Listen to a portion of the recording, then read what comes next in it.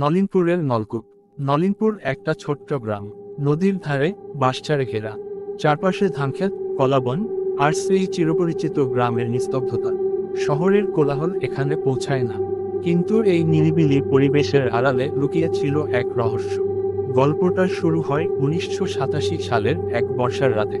সেই রাতেই প্রথম শোনা গিয়েছিল সেই নলকূপের আওয়াজ। গ্রামের এক প্রান্তে ছিল একটা পুরনো, ব্যবহার না হওয়া নলকূপ।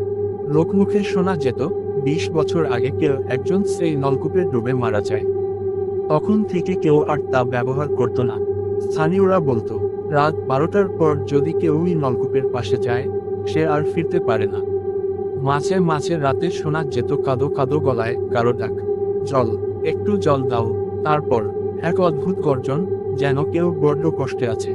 ফিরোজ ছিল পাশের কলেজের ছাত্র, ছুটিতে গ্রামে এসেছিল। সাহসী, আধুনিক ছেলে, ভূতে বিশ্বাস করত না।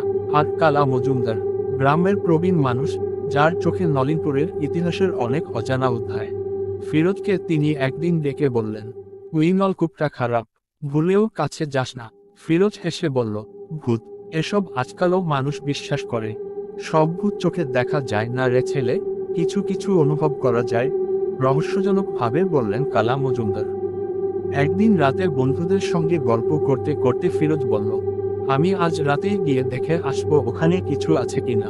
তোমরা যদি ভয় পাও, বাড়ি যাও। সবাই আপত্তি জানালেও ফিরোজ একাই গেল।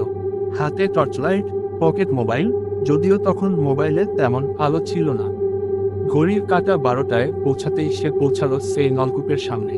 চারপাশে চিচি পোকার আওয়াজ, মাঝে মধ্যে কুকুরের কান্না।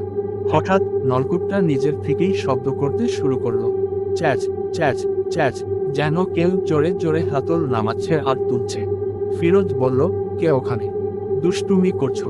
কিন্তু কোনো উত্তর এল না, বরং এক অদ্ভুত ঠান্ডা হাওয়া যেন ওকে ঘিরে ধরল। নলকূপের পাশে হঠাৎ একটি মেয়ের ছায়া দেখা গেল, চুল এলোমেলো, সাদা শাড়ি, আর হাতে একটা ছোট্ট কাঠের কলসি। দয়া করে জল দাও, আমি খুব পিপাসার্ত। ফিরোজ কাঁপা গলায় বলল, তুমি কে? আমার নাম পদ্মা, আমি এখানে জল আনতে এসেছিলাম। তারপর কেউ আমাকে ঠেলে দিল, আমি আর ফিরে যেতে পারিনি। তারপর মেয়েটি হঠাৎ চিৎকার করে উঠল, তুমি কি আমার খুনি? না, না, আমি কিছু করিনি। ফিরোজ টর্চ লাইট জ্বালাতে চেষ্টা করলো, কিন্তু আলো কাজ করল না। চারদিক অন্ধকার। পদ্মার চোখ লাল হয়ে উঠল, তার মুখ বিকৃত, আর তার হাসিটা ভয়ঙ্কর। সকালে দেখা গেল, গ্রামের পুকুরঘাটে ফিরোজ অজ্ঞান হয়ে পড়ে আছে। শরীরে আঁচের দাগ, চোখ খোলা অথচ মুখ থেকে কোনো শব্দ নেই। তাকে ঘরে নিয়ে এলে সে শুধু বলল, ও আমাকে ডাকছিল, আমি জল দিতে পারিনি। তারপর দীর্ঘদিন সে আর কথা বলেনি, মুখে একটা স্থায়ী আতঙ্ক। কালা মজুমদার বললেন, পদ্মা ছিল এখানকার এক কৃষকের মেয়ে। ওর বিয়ে ঠিক হয়েছিল পাশের গ্রামের ছেলের সঙ্গে। কিন্তু বিয়ের আগের দিন ওর ওপর ভয়ঙ্কর কিছু ঘটে, গায়ে হাত, লোভ, অত্যাচার। সেই রাতে পদ্মা নিজেই নলকূপে ঝাঁপ দিয়েছে। লোকমুখে প্রচলিত আছে, তার আত্মা আজও সেখানেই ঘোরে।